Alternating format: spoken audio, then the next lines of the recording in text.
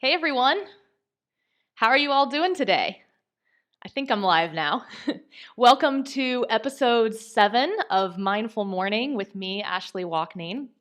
Today I want to address a question that I get asked a lot, and that is, what is going on with depression and mental health? Is this really something that's on the rise, or is this some sort of mental health fad? Is there really any truth to it? And unfortunately, there is a lot of truth to this. In fact, the World Health Organization estimates that depression by the year 2020 may be the most costly, debilitating disease that we have.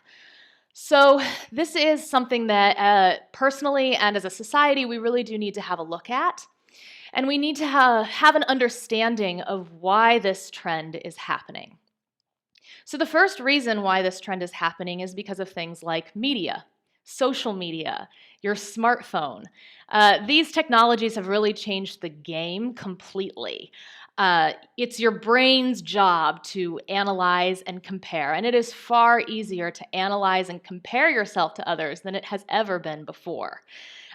You think about what you're posting on social media. You're posting your wins, your success stories, the highlights of your life. And even though we know this is all a mirage, somehow we get caught up in this stuff. You are probably, if you're honest with yourself, guilty of doing what we call Facebook stalking. You go on Facebook, you start looking up people that you went to high school with, and what are you really doing? You're trying to find out, how successful are they? What are they up to? And you are comparing and analyzing, how does my life measure up?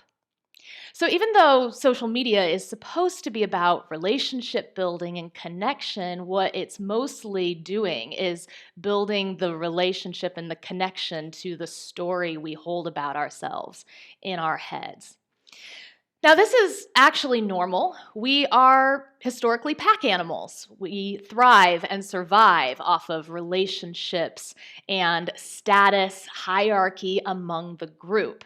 So, that's fine back in the day, and that wasn't so bad when you could just compare yourself to people in your community and to your friends and your family. But now, of course, we're getting inundated 24 hours a day with these kind of messages, and we're not only able to just compare ourselves to the people around us, we're literally able to compare ourselves to the entire world.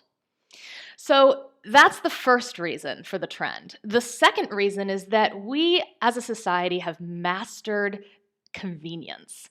Every invention is an attempt to solve the problem of inconvenience. So we have come to expect it. We are far less tolerant of things that inconvenience us. And what's more inconvenient than thoughts and feelings that we don't like, right? I'm not just talking about major emotional pain. I'm talking about that general agitation and frustration and stress that you kind of carry out in your daily life. There are so many more ways nowadays to distract ourselves from that kind of thing. You come home from work, you pop yourself down in front of the TV, and you can just kind of zone out for a while. And the thing about it is, it actually works really well, doesn't it? It does give you that temporary sense of relief. But this kind of thing is like a bungee. You get rid of it temporarily and it comes back and it hits you in the head. And the more unwilling you are to have it, the more engaged you are in these kind of distraction tactics, the harder it comes back and hits you. If you come home from work every night and you plop yourself down in front of the TV and distract yourself for hours, what kind of effect do you think that's going to have on your relationships, right? Alcohol and drug problems is another big example of this stuff. It's a temporary distraction, it kind of feels good in the moment, but if it becomes a habit, then you develop a drug or an alcohol problem. So convenience is another reason why this trend is on the rise. So it's no coincidence that the more we're able to compare and analyze ourselves 24/7, the more distractions we have and the more convenience we have, the more mental health issues that we also have. And it's also no coincidence that the more mental health issues we have, the more physical health issues, we have chronic physical conditions. The mind and the body are very interconnected, but there's a difference in the way that we treat the two.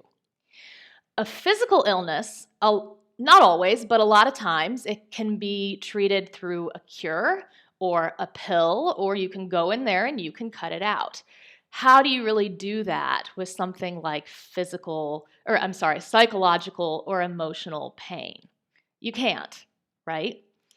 So there's a lot of research that's been happening in psychology around this thing that we call psychological flexibility. And that's a big, weird term for basically what it means is your ability to be present in the here and now, not up in your head, but literally fully engaged in your present moment-to-moment experience, and how willing and open you are to have whatever thoughts and feelings show up without any kind of judgment, or trying to get rid of them. The more psychologically flexible you are, they're showing correlation with the more mental health that you have, the more levels of well-being and life satisfaction that you have. So, this thing of psychological flexibility, it's not something you can just go out and get. It is a way of being in relationship to yourself and in relationship to the world around you. So how do we develop this? How do we develop psychological flexibility? I think we need to pay attention to our sixth and seventh sense. We know about our five senses. We know how useful our five senses are, but we actually have seven. The sixth, you may have heard of before, is the sixth sense, the feeling sense. And the seventh sense is our ability to think. So over the next couple episodes of Mindful Morning, I want to take a real good look at the sixth and the seventh sense, how we interact with them, how we use those senses to relate to ourselves and to the world in a radically different way. So I hope you'll join me tomorrow and the next day to have a look at those. And please, if you liked this episode, please share this. Please let other people know about it so they can get involved. Leave your comments, your feedback, your reviews. And also, you can subscribe to Mindful Morning if you would like the bonus materials, the worksheets that go along with this episode, as well as all the other episodes. So you can take this stuff from an intellectual level and actually start to apply it in your life. So I'm excited to delve into the sixth and seventh sense over the next couple days, and I'll see you all tomorrow. Take care. Have a really good day.